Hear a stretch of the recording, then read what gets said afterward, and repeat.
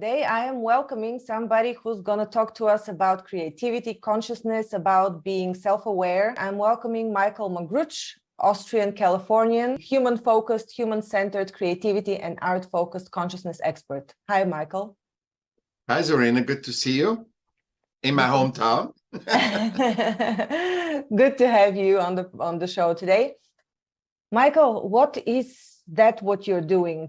Creativity, consciousness, educator. Creativity awareness, educator. So humans are. I saw that. I wrote a book, my last book, The Smart of Art. I wrote that where I said, why are 97 to 99% of artists poor around the world? So it's not just, in Vienna, they're rich, but in America, they're poor or whatever. It's all over the world. It goes around as a saying, poor as an art, poor as an art, poor as an art. Yeah. Yeah, it's the starving artist, the whole system. And I said, I need to solve that because this is insane. You know, I can't do. And I found out while I wrote it, I said, there's two things. There's the art product and there's the art creation. And I learned so much because I was a sick child and I'm neurodiverse, extreme neurodiverse. And I learned everything about life through creating art or listening to art, but mostly of creating. I got my self-esteem, self-awareness, because even if they say, Zorina, your podcast is the best right now, but tomorrow it's going to be something else. But it's the achievement that doesn't count anymore in systems, that you actually made a podcast. Nobody can take that away from you. But today is more important how successful you are, how many likes you have. And even if you don't get money, you need to have the likes and to turn the likes into money. And nobody cares about your achievement. It's how much you are liked by another human being or by systems or whatever. And I think we lose ourselves in that because we are creator animals. We don't swim as good as a fish. We don't fly as high as an eagle, but we can create. And for that creation, this is my theory, we have to be self-aware. So we are not really better than animals or often you see the animals are smarter than we. When the tsunami hit in Japan, no animal was killed, but a lot of humans. So we need to find that we need to, first of all, say we are species of nature, and we can't forget that. And we created all these man-made systems, countries, cities, New York, Singapore, we created companies, Apple, McDonald's, Google. We created all these things. But what happened is we lost ourselves because we looked at this and say, oh my God, we created this. And all of a sudden, it wasn't us. It was New York is bigger than a person. Google is bigger than a person. No, it was all created by humans. It shows us how I think, but it somehow, there's nobody's fault. This is not a blame or who's right and wrong. That's why I say I'm a creativity awareness educator, because humans are creator animals. And the first superpower I define as creativity, creating a podcast, creating a painting, whatever. The art is the highest form because you don't want to create a better iPhone or better something. So there's no context. You just get a white canvas or hear silence and say, okay, this is the tone that I want to give. Or you think, oh, this is the canvas. I'm going to paint on this, in blue. And then I add some green to it and then yellow and stuff. And so you have a conversation with your unconscious self, with your non-physical self, non-physical. And because you have an intuition to make a podcast, right? And then you say, okay, I'm going to try it. And then how can I make this better? How is it more? And you constantly change it because it's never the same. What you did a year ago is different than what you're doing now. You're constantly recreating, creating, and finding more out how you can manifest your essence, Zorina's essence, into this podcast. just as you're giving this example, I'm thinking how specifically our creativity is sometimes driven by the requirements of already technology created systems. So, for example, I may have to adapt my YouTube channel or my podcast, not because of my creativity sometimes, but because it's required by the change in technology. Yeah. And we have to see that. For example, we had perfect phones, right? With the landline, we understood each other. We picked up the risk. That was that was technology for humans. This rings, you pick it up, you talk. Now you have to flip a thing, you have to do this, you have to that. So we constantly adapt, and that doesn't help either, because what you just mentioned was very good. It's like we have to adapt to technology. We say, why can't we create technology that is human adapt? I'm not against systems. Why can't we create any state or any thing that is actually human adapt, where people love to go to work? Not that they say, I have to go through all these systems thing. Then in 1 year, I got to get a salary. Then I get, this constantly being in the future doesn't help either, because you're not enjoying the moment. And all of a sudden you look and, oh my God, 15 years I wasted for this. I mean, this is not only in a marriage, this is in anything. It's just like, oh my God, why do they do this? Why that's so wrong? That doesn't work. It's not wrong. There's no wrong and right in humanity. There's no lazy either, So that's why I say always look at the solution in nature, because in nature will always give you a solution. The ant and the elephant are not different in nature, because they are existing. That's the proof enough that they're worthy. They wouldn't exist. So they never have to think, am I worthy? Is the elephant better? But in system value, the elephant is more. It has ivory, is bigger, has meat, has all this stuff, and an ant doesn't. So unless somebody invents something where ant becomes more expensive, but that is still, that's a man-made system relevance. Monopoly, you can't play without play money.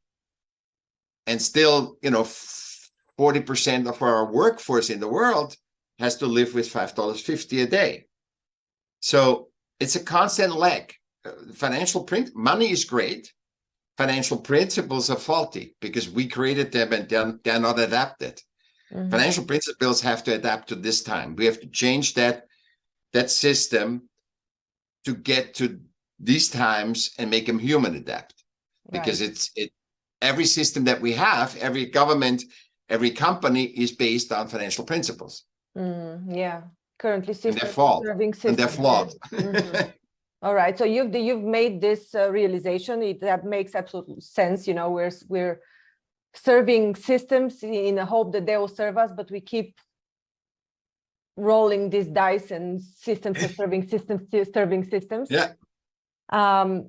So as an individual that has realized this, what impact can you have on overall systems? I mean, you educate people one by one, but how do we bring this to a larger audience, or how does humanity actually come to this realization and change?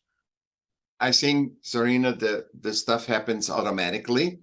We are just a valve of the consciousness, because you see all the systems. I mean, why do you get that when I say it? Because, Michael, I don't understand what you're saying. You get it right away. It just comes through us, That's why all the things is crumbling, because we can either choose to have more wars, more crises, more pandemics, or we can say, bullshit, let's talk on a podcast. And that's why I think podcasts are so valuable, because people need natural discourse, which is the second superpower. So creativity first, second super is human discourse, not systemic. I'm right and you are wrong. My party is better than yours. I have the bigger audience than you. That is completely irrelevant. When you and I talk, we're exchanging, we're relating. That's why you have archetypally, you go to the campfire, right? You share dishes, and you share dishes and stories. That's the human thing. And I never want this to die. And podcasts are a big help that because people don't want to hear systemic talk. They don't want to hear systemic news that are made for the masses. Right. They want to hear Real just people talking. regular people. Yeah, regular people talking. And not, it is irrelevant if I have a doctorate. I have no education, Serena. I have no education because I couldn't understand it. I was so neurodiverse. And I think but education is also a system made to serve. I know. I work on two educational systems, new ones, where it's actually about there's team sports, the masculine, and there's team art creation. And then there is to tend to an animal, a non-physical, a non-human living being. So that gets you in touch with your, like when you have a dog, it gets you in touch with your humanity. It keeps you in your humanity. So use your senses, because you can't talk to the animal. I mean, you can, but you cannot have a language, the same language. Yeah. So, and then awareness, because it's not the knowledge, it's the awareness. So when people say, Michael, with Serena, what should I do? I saw this. I said, you don't have to do anything. Just listen to it and use your own essence to either discard that information or use it and implement it in you. Because we are 8 billion people that are all different fingerprints, different eyes, different DNA. There is no normal. But it becomes more you and me together that we are more powerful. And we find our own strengths. Even if you're the worst person to me, in that I find my own strengths. You know, I get into, so the interaction is very important. Also, and the third superpower is adaptability. We adapt constantly. I mean, the fact that you and I talk, you know, we have to adapt. I mean, you're from this country, I'm from that country, I'm living in another, you live in another, and we all adapt all these 10 different things between you and me, but we can adapt. We can adapt and have a communication to each other. And that's why human dialogue is so important. What do we do then with the whole development in AI and where the things are heading? They seem to be going out of control. There's wars, what's your opinion on that? I'm writing a big article about it, and it's going to be part of my next book. I'm not afraid of AI. I'm afraid of people not recognizing that we are creator animals. Because why do you think so many of people are bored? You have never had more stuff, and it's not about whatever we have seen or experienced, we are uninterested in it. You know, we are not interested in it. So it's like it's the first time you have intercourse, the first time you have something. It's the first time therein is the power. And that's why creativity is so, and art is so beautiful, because it shows you always a new perspective.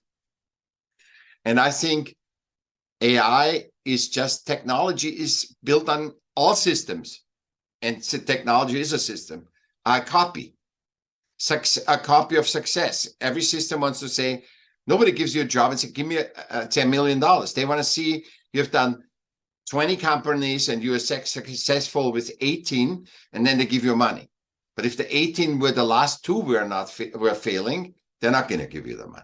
So it's all, we trust each other. We have 5 senses. But through the system, we don't trust each other.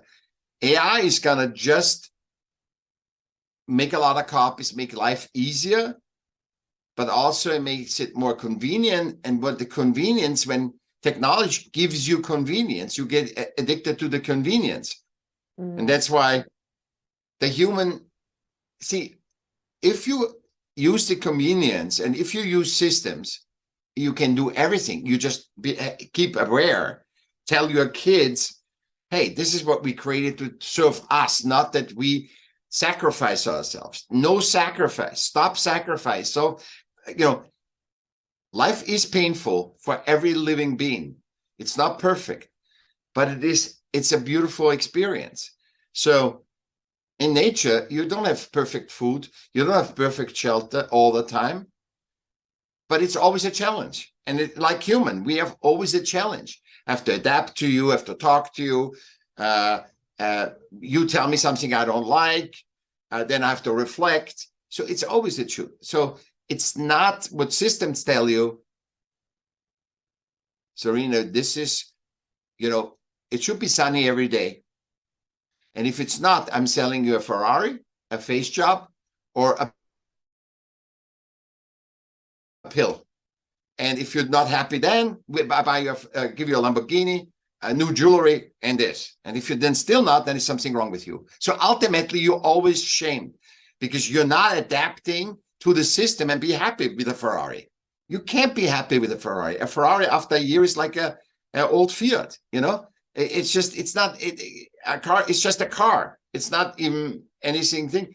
So the Ferrari is not always doing that. The face job makes you look good, but you don't feel good. Everybody looks at, oh my God, you're so hot and all this stuff. But if you don't feel good, it doesn't, the fulfillment is the key. It's our feedback loop. So if people want to say, what should I do? Now I know all that stuff. What should I do? Understand that success is a lack. So success, you have a goal, you hit the goal in the first quarter, you have to start from zero again. It's constantly like it has gives you a little bit of fulfillment, and then you go back into, okay, tomorrow I have to get up again. So fulfillment is that you enjoy, like our talk, that you enjoy the interaction. That's why you do it. It's a fulfillment because nobody makes money with podcasting, but it's the human fulfillment that you have having a discourse with meeting a new person and talking to each other. And what is a fulfillment? People say, what is fulfillment? After a union with another human, you have an orgasm, and right afterwards is that feeling, because that's the best explanation or metaphor for the feeling, that you can connect with it. It's just like everything, the world is okay. Just, it's not an hour later when you start mentalizing already, was that good, right? On all the system crap comes in. Mm-hmm. But right after that, and you can't fight a system because it's the tribe. It's the awareness. It will change automatically. It's not, I changed the world. No, it just comes through me. When I was 50, I hit the wall till I was 50. Get it through. My system successes were absolutely not fulfilling. I was city arts commissioner. I was worked with Robert Evans, who did The Godfather. I created, co-created a movie with him. And all the books, the product wasn't the thing. The writing of the book. That's why I say it's the moment, milk the moment, and your life is changing. The outcome, you have no power over the outcome. Our episode could be the best episode ever, or it could be never even looked at, or it could be in a year, or the next generation finds it. Who knows? Yeah, that's right. So this whole section here that you talked about kind of derived from adaptability, and the conclusion that or the comparison that I could draw was that adaptability in nature is okay, but adaptability to systems is actually not okay. Although in both cases you need adaptability. In the first case, to survive. In the second case, for something else.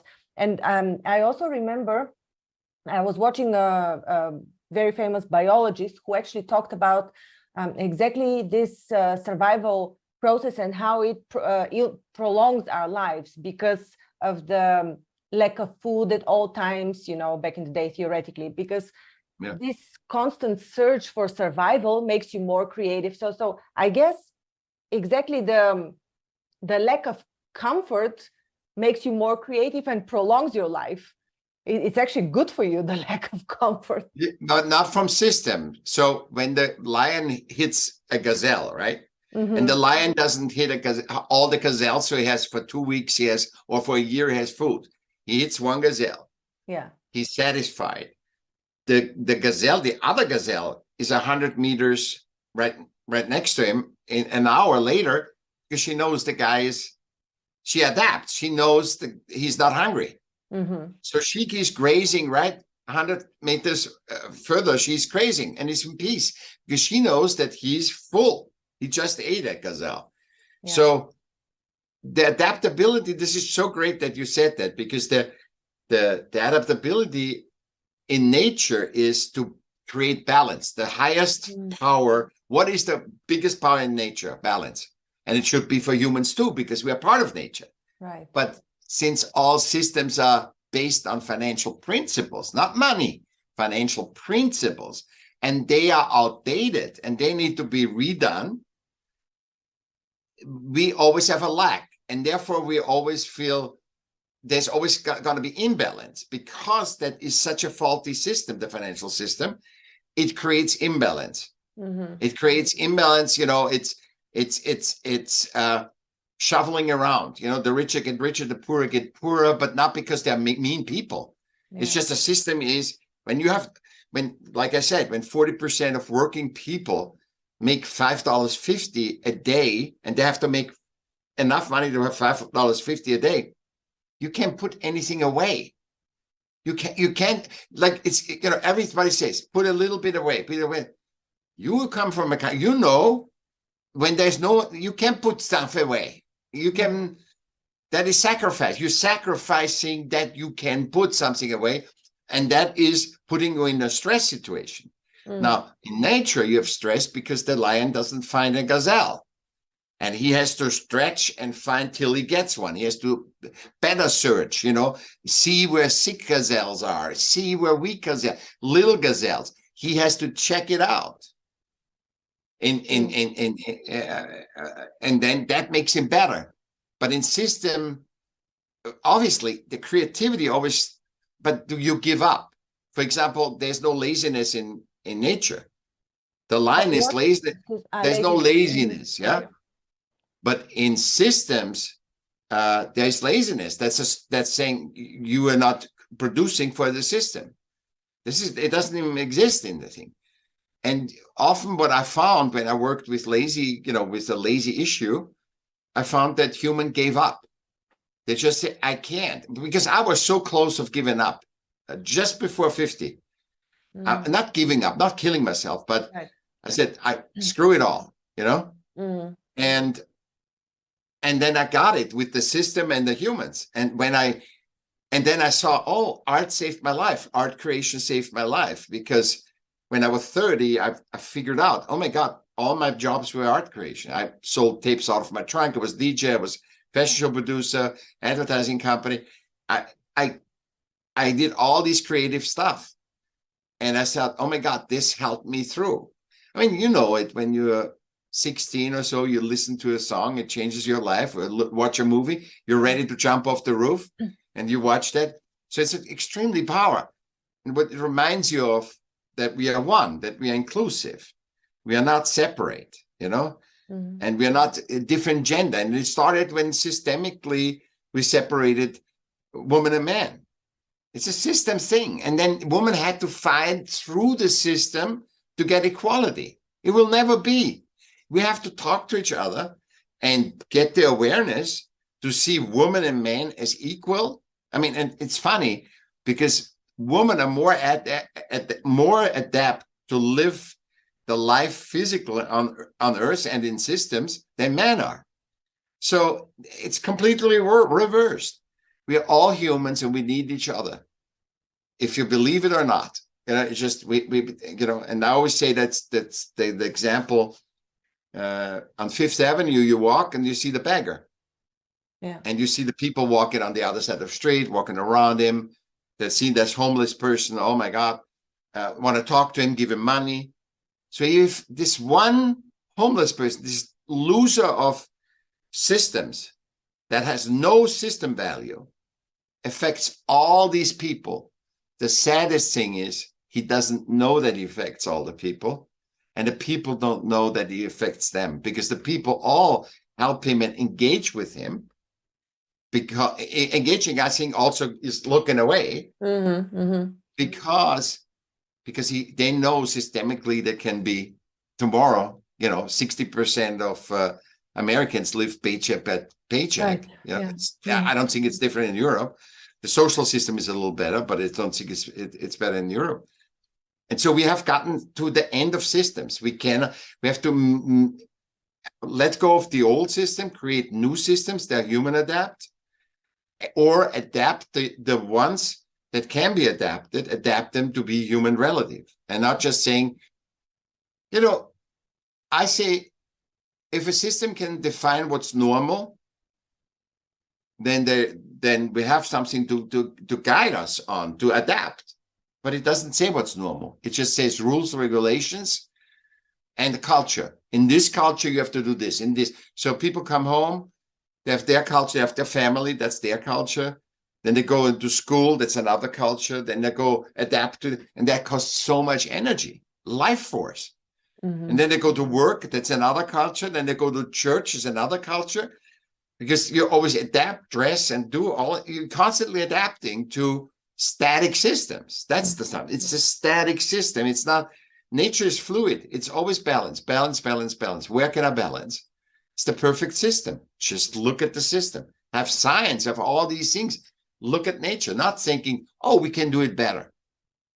Right? There's 37 DNA markers, but the mitochondria has 23,000. And you don't, it's so much deeper nature, and it's so much wiser. Half the systems. I'm not against system at all. I'm just saying, be aware why we created systems. And we created systems to serve us, to serve the people that created the systems, not the people that didn't create the systems. Yeah. Well, when you're talking about what is normal, the first thing that came to mind was the misassignment of this word during the pandemic, when they called it the new normal, the normalization of how people are supposed to act and what they're supposed to do. So this was all the misdirection of the normality, what is normal. And it makes me think of the human rules. They're the natural laws, the natural human laws. Because in one of the rules of natural human laws is that you cannot sacrifice even one person. So that means, but you can also, what was it again? So for example, if they would ask me to trespass my boundaries so that I can save somebody else, this is a violation of human law. So there is no trespassing of personal boundaries for the behalf of somebody else. But unless you choose so, unless you choose so, Zorina. If you say, unless I choose so, exactly. If you say, I loved my kid, my child, and you say, I have to, I have to give him a kidney, that is your choice. Right. There's no natural law that says you have to do that. Right. But because it all revolves around free will. And exactly this is what the systems are. They're covering it up. They're mitigating it. As if it seems that you're free, but actually we are taking your free will and giving you some fake thing. Yeah, we give you an iPhone. That's it. And that's not, and then you get addicted. Because the thing is, a system, I wanted to say this, a system cannot fix a human problem. And the human problems, 60 to 90% of human problems are created by systems. So our way to heal that is to talk to each other in a podcast, for example, or meet people. Obviously, it would be better if you and I met. That would be a better thing. But this is still good, using technology to talk to each other, to communicate to each other. And the reason why all the kids are on phones, because you want to belong. Right. Remember when we were kids, we were, to this group, to that group, to the rascals, to the good girls, to the, and we hung up because we are driven by DNA to belong. Exactly, we are driven to have sex between, I think, 14 and 28. I think women are the most good to bear children. That then ends. That doesn't mean you don't have sex, but it ends. The inclusiveness never ends. You have, from the day you're born to the day you die, you always have that feeling of belonging to somebody. Even if you're alone with your dog, you belong to your dog. And they've made research where the people talk to themselves. So you're never alone. You are a herd animal, even if you're alone.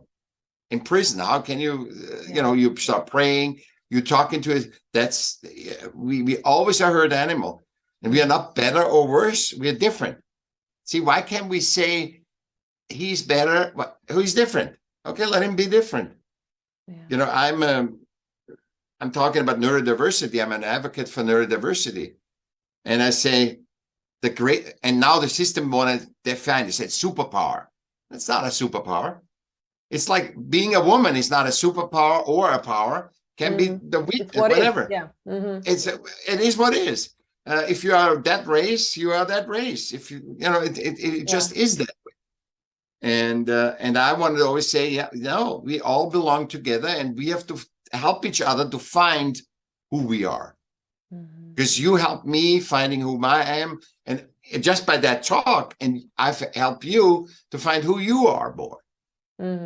And that's why this is true. priceless. It's the clarification of the way you think, of the way you perceive. And you're relating, and you can disagree. It's okay. Oh, you can say, "Oh, that's bullshit." But I trust that it is okay that you disagree. So because systems say no, it has to be right or wrong, good or bad. Yeah. This classification, that, and then when stereotypes happen, this is the sad thing that people don't see. Then it becomes that when the father is a racist, the son becomes a racist, because the father believes it so strongly because his father was a racist, or was a womanizer, or she was a bad person or whatever, and it just becomes that self-perpetuating. Because our third superpower, remember, adaptability. We don't know that our habitat is nature. When have you last heard they say we are an animal of nature? We are a species of nature. You hear that perhaps in biology one time. We are always first, a species of nature that is a creator animal. It can create its own habitat, but it's still an artificial habitat, because any habitat could be very nature-like.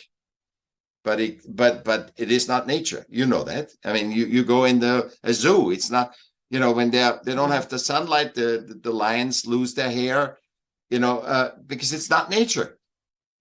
Well, I last read this recently, actually last week, in a book about, it's a fictional book about artificial intelligence, but it was about the definition of consciousness and how we define it. And until now, animals have always been defined as non-conscious beings, but the question is, how do we know they're not conscious? How do we know they don't have the sense of self-perception like we define them to? Or what is the level of consciousness where you put the cut and you say below this level there is no consciousness, because everything is conscious.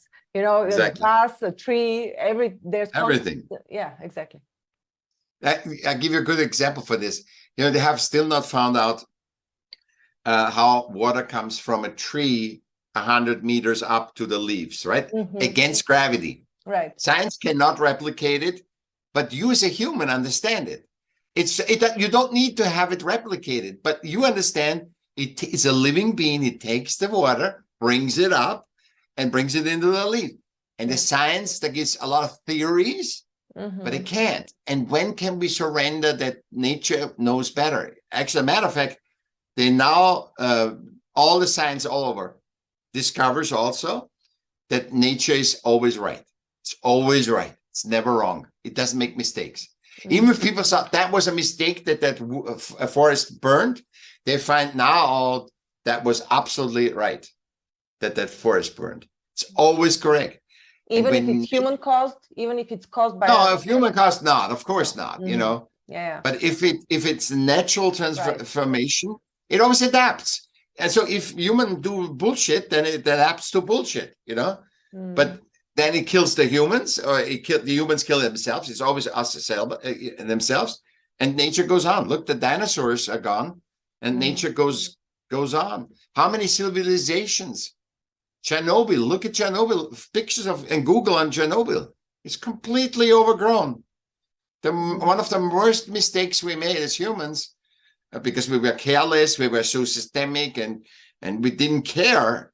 It's always a non-caring, it's looking for money or profit versus, hey, we're doing good thing and we enjoy doing a good thing, Michael, do you have any close contact from time to time to people in positions of power, in positions of decision making in systems? Yeah, I'm a political consultant also, and I have that. But I am welcoming anybody that wants to talk to me, because I think that we don't have to kill the systems. We don't say right or wrong, but think alone the discourse, our discourse, where both people fulfilling, learning, expanding, and then think about the discourse in politics. It's completely waste. We can sit here infinity, as long as we have energy to talk and talk about what is better, this party or that party. Is red a better color or green? If you get better, more, cheaper into the discussion, a system, all these system values, you end the growth, because it's not about that. It's about learning and lifting our human potential. In the current discourse, political discourse, there is zero human potential growth. It's all about making these crumbling systems survive, and everybody is the victim. Everybody, the beggar and the billionaire. What's the biggest problem? Money. The beggar and the so the people that run the systems are so afraid that they want to control. There's no control in nature. You're stronger or weaker, and you adapt. The stronger comes, you go find something else, and there's no taken away. Have you seen animal fight? They don't fight forever. They go and establish the priority, and then goes on. Yeah. It's never an endless war, 100-year war, a 30-year war. It doesn't exist. Nobody in the world wants war. Who wants war? Have you ever seen anybody other than a disturbed system leader or others disturbed system leaders? Our politicians cannot even think themselves out of what they are. They don't see the humanity. Yes, I think we as individuals see, like conscious individuals see very well through the curtain. They see what the problem is. It's identified. We know what the problem is. The question is, how do you solve it? Because as a standalone person, even as a politician, a person in power, you would be ostracized and thrown out of this system if you don't comply. So it's like man against the machine. The system does not accept. It will not tolerate somebody against them. Just the person will be expelled. So unless there's a majority to overthrow it in a way, that thinks a certain way, it will continue to perpetuate. And yes, we can think like this on an individual level, but as long as on top, we don't reach these people on top and, have them shift their way of thinking. We reach them in the moment that they think, if I have a controlling wife, as long as I allow that controlling wife to control me, she will be in control, but she's dependent on me because she needs somebody to control. Perhaps she gets another man to control. But so when you have so much control because people give you the control, I think a poet says once, some of the poets said, I don't know who said it, if people don't go to war, there will be no wars. If people refuse to go to war, how can a system tell you, Serena, go and shoot another mother that you don't even know?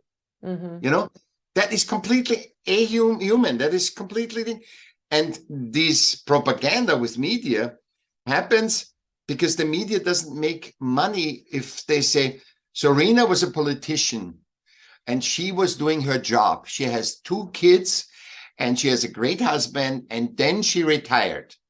That's not a story for media. That is that only the disturbed. Yeah. Serena killed her 2 babies, cut her throat. That's a story for media.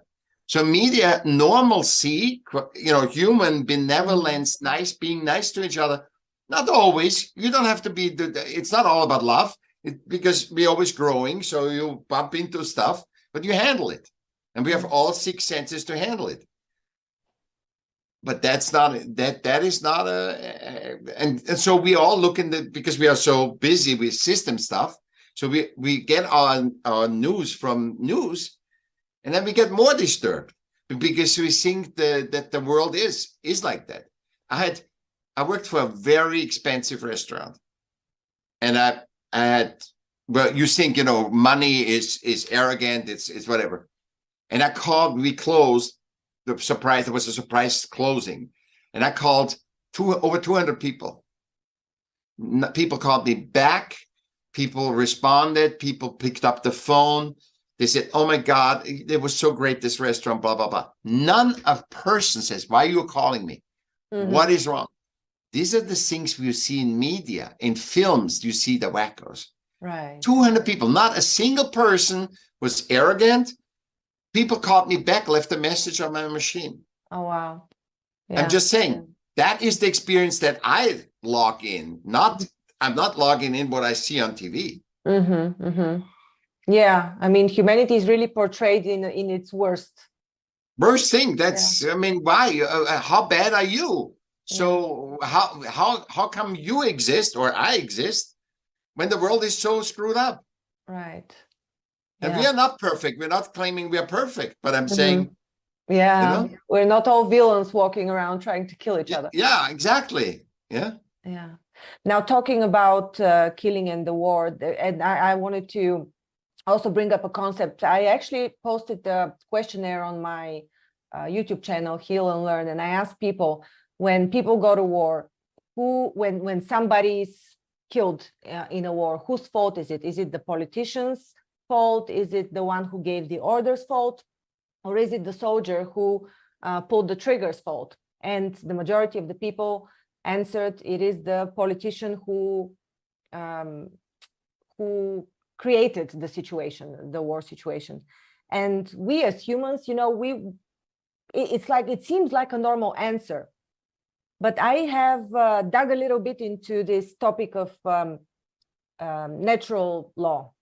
And as a matter of fact, the one who takes the action, who pulls the trigger, is the one who is responsible. Because if you take orders, you're submitting to somebody else's will. So in the end, you're not using your free will. And this is the biggest, so to say, sin, if there's a thing like sin in natural law. I agree. Why I'm saying this is because you said it starts from the ones who, from the people. So once the people do not submit to the orders given, this is when change starts happening. But also in that example that you said, you have to understand, if I put an animal into a corner, it bites. If you are put in the corner that you cannot feed your family, and I give you as a soldier, I give you money, the first rule of survival in nature is to survive. So you will do everything. I mean, look at any animal, snake, or anything that you want to try to capture. It bites, it will do anything. It will kill you to survive. So that's a natural law too. So if I can create a situation where the soldier has no money, his family's dying. So when he comes down, basically, I'm systemically manipulating him and saying, if you don't kill him, you and your family are dead. And that's how people compartmentalize it. They compartmentalize it. It's not right.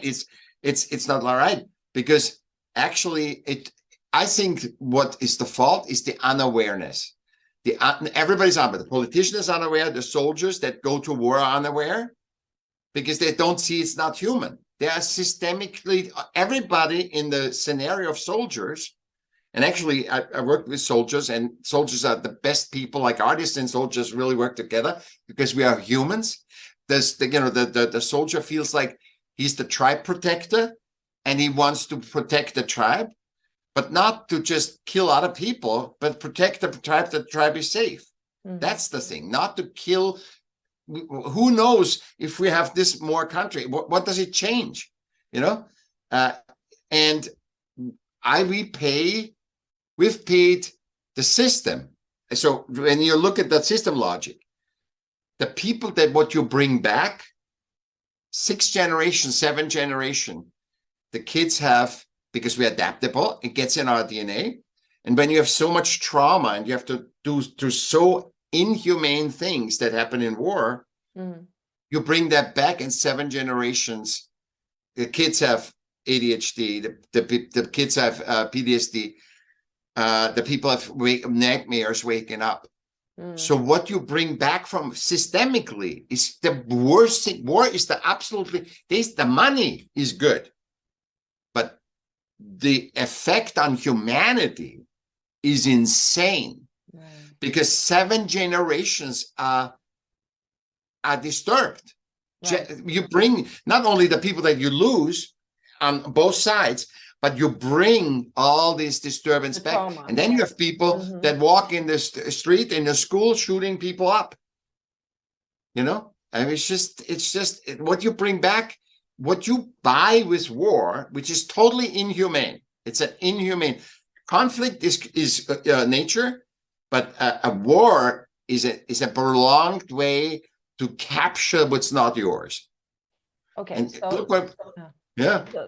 So in the end, what we are facing now, because you talked about being faced with starvation, it's like the survival as the highest goal. Although I am not quite sure about this part, because if you have to kill somebody to survive, that's also not according to human law. Yeah, no, it's not. No, it's not. Yeah, anyhow, so my point was the only way out of this dependency on money and on money systems is actually, it's been proposed by a lot of people so far, and the entire solution has been laid out, and it is to have your own garden and to grow your own food, to be food independent. And yet there's so many blockages still, and people kind of don't realize it. They think they would have to go back in time, like to dig the ground almost with their hands. They imagine all kinds of uncivilized pictures, which is not the case. I mean, I encourage anybody to research, I forgot what they're called, something about gardens, but anyhow, self-sufficiency through owning your own land and growing your own food. It actually doesn't mean that you have to completely sever your ties from the systems, but at least it gives you some time to move away from it. What is your opinion on the way out of money dependency? I think, first of all, you don't need to even have a garden. You can do a lot in your house. You could go in your apartment. Yeah. Just the awareness. It's about the awareness.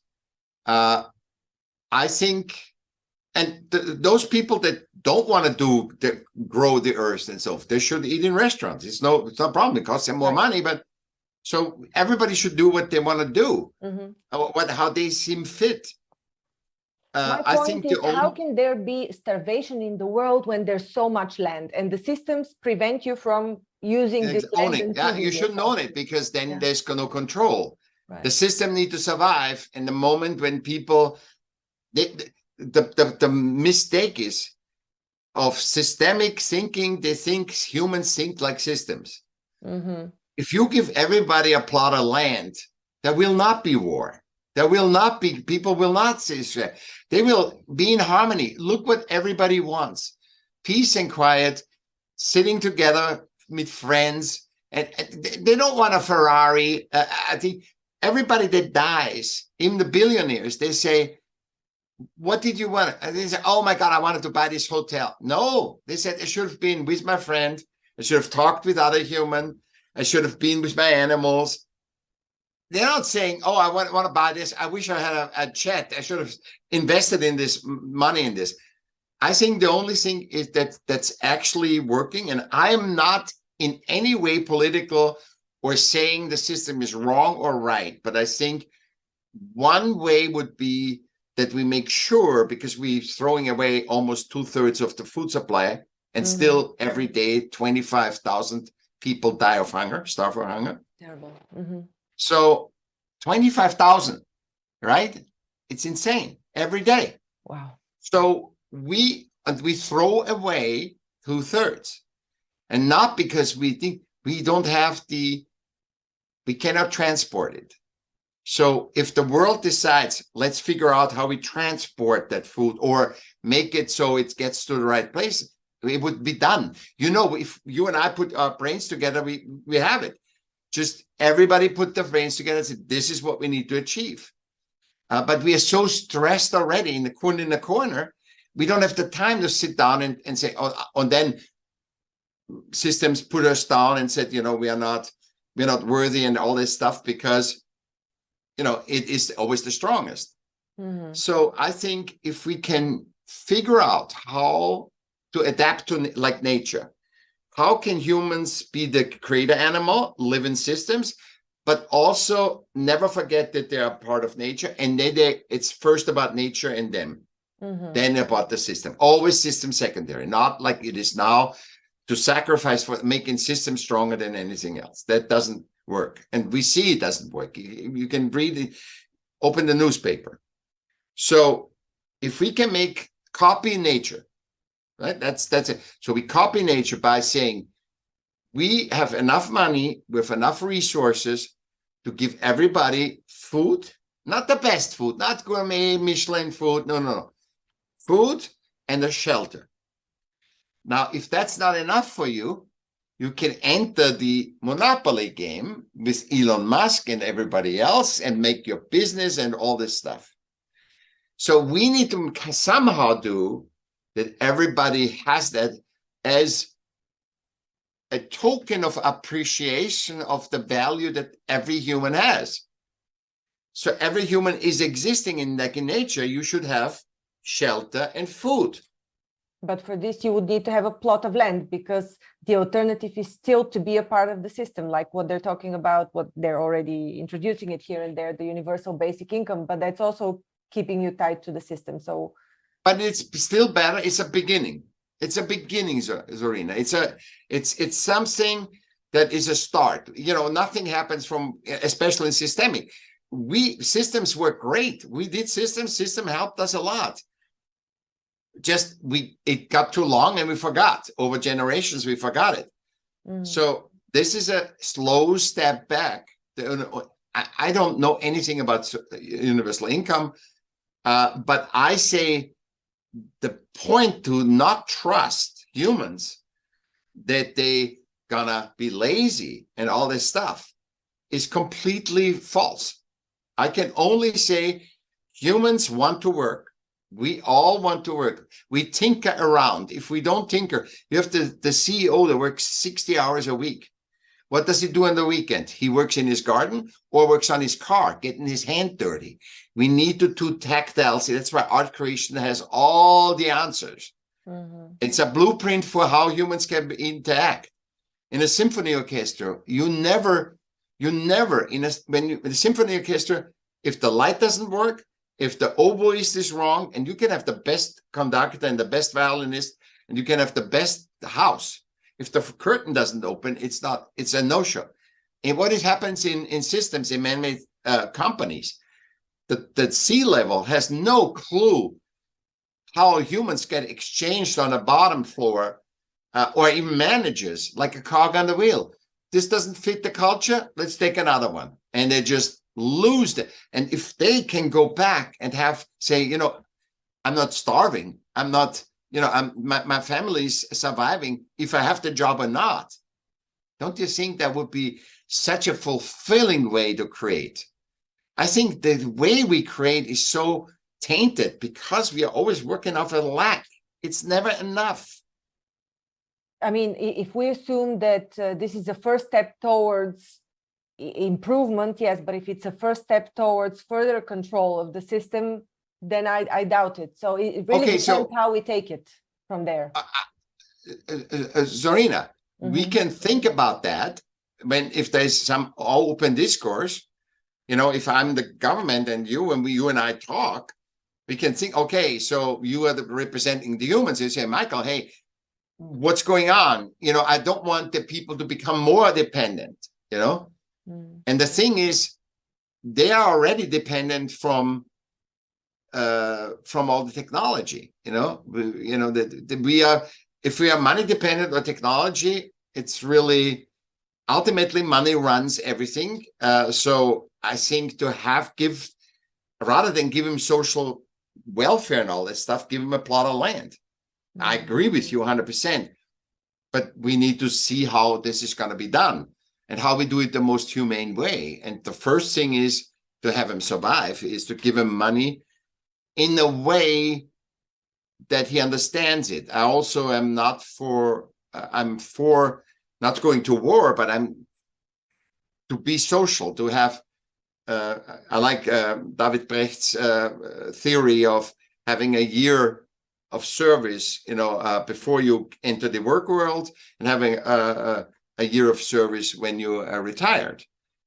And I love that, you know, that is a great thing, because I know humans make you better. Even if you think you're the last loser and now you're retired and nothing, if you have to somewhere to go a couple hours a week, that makes you, that it changes everything. I was in a different mood before I talked to you, you know? Sorry? I was in a different mood before I talked to you. You know, it's always humans, it's so fulfilling and it's so expanding. And I haven't talked about this way, like with nobody else. Right. And if you and I wanted to repeat this same talk, we couldn't. No. Because it's in the talk is in the moment is the fulfillment. Is the person that you just mentioned, that you just quoted, has this system been implemented anywhere of the 1 year? No, I don't think so. No. David Brecht, you can look him up. He has a podcast with Marcus Lanz and David Brecht. He's a philosopher. Right. And I like his, and it is discussed because he discusses it with all the, I like what he says. And it makes sense to me. It makes sense to me because I know if you are away from humans, loneliness is a killer. Because you're driven to be inclusive. And look what systemically people do with old people. They're not, you know, disposing of them, basically. It's terrible. Yeah. Yeah. And it's how great to have them, but they already give up because they said, I'm this age and I should be falling apart. That's a lie too. In the Amazon, there's 70-year-old people who look like 30. It's all systemic. Everything is systemic, and we need to think ourselves out.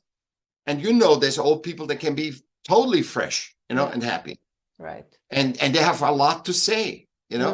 I didn't have anything to say. I had something to say, but not much. When I was 25, when I was in my prime work thing, I had not much to say. But now, look what we say. We fixed the whole world right now. That's right. And it was a very fulfilling conversation as well. Exactly. Yeah. And it wasn't like, oh my God, we worked. Now I need to relax. I need to you need to relax to digest the conversation. That's right. But you don't, they're like, oh my God, I'm exhausted. I don't feel my body. I'm so whacked out, you know? You know that in Austria, actually, there's I read some statistics on suicide rates, and it had been deteriorating over the years, as well as in Switzerland, but in Austria specifically. And the highest rate was of elderly men who live on their own in villages, in remote areas. And that's exactly because they don't communicate. They've got nobody around to communicate with. Yeah. That's the biggest killer of people. Yeah. Loneliness, and lonely, you know what the biggest, this is something your listeners will love. It's not on systemic scales, but when you look it up on Google, it's the biggest factor of longevity is friends and relationships. The biggest. And now in America, I can tell you another story. In America, in the 60s, we had double as many friends and acquaintances as now. Yeah. We have half from the 1960s. The average American has half of the people, friends and acquaintances, and that's not going to be different in Europe. Yeah. So sad. Yeah. It's so sad. Absolutely the same. Absolutely the same. I know how life is. So people don't communicate. I don't communicate as often as I used to the people that I know. Yeah. And that's your longevity factor. The fulfillment of your life. That's why I say don't go for success. Don't go I make no goals. I said, this is what I want. Obviously, I said, this feels good, whatever. And I want, let's say, work for a company. Then I said, okay, this is our goal. Who are we? And then just focus on who we are. And then the success will come from knowing who you are. You will make the right decisions, and there will not be, okay, am I risking now? You will say, okay, that's aligned with who I am. You know, it's, and you will do the right decision, and that will be a symptom. Success and money will be a symptom from that. Yeah. Michael, thank you so much. It's been a lovely conversation. I really enjoyed it. Where can people find you, and how can you help them with their worries? I think they can find and talk to me, but I think this podcast alone will I am what I preach. I'm not doing something different. I'm exactly what I say I do. I don't have a car for 20 years in California. I do what I preach. And michaellm.com, Michael with 2 L's, michaellm.com. So if they want to contact you, for example, for consultations and everything, speaking gigs, everything. Yeah, there's my email on it and everything. And also they know you, so you know me. We have a connection, so they can go to you or to me if they can't reach me, but you can reach me. I mean, I'm on every social media. Yeah. Thank you so much. Thank you, Zorina, for giving me a blank canvas to paint. Thank you for letting me paint with you. Beautiful. Thank you for listening to Grow and Learn. We hope that you found our podcast informative, engaging, and inspiring. Our mission is to help you keep growing and learning, and we hope that our conversations and insights have provided you with practical advice and useful perspectives. If you're looking for personalized support and guidance to help you achieve your personal or professional growth objectives, I offer a range of services to help. As a trusted management partner and mentor, I work with businesses in the process of transformation, looking for new streams of business, as well as M&A. With an extensive professional network of experts and mentors, I can bring on board the right person or team based on the specific needs of the company I'm working with. To learn more about the services I offer and how I can help you achieve your goals, visit my website at growandlearn.org. You can also reach out to me via email or social media. I'd love to hear from you. And if you enjoyed this episode of Grow and Learn, please subscribe to our podcast and leave us a review. Your feedback is important to us, and it helps us to continue to create content that is relevant and valuable to our listeners. Thanks again for listening, and we look forward to sharing more insights and perspectives with you in the future.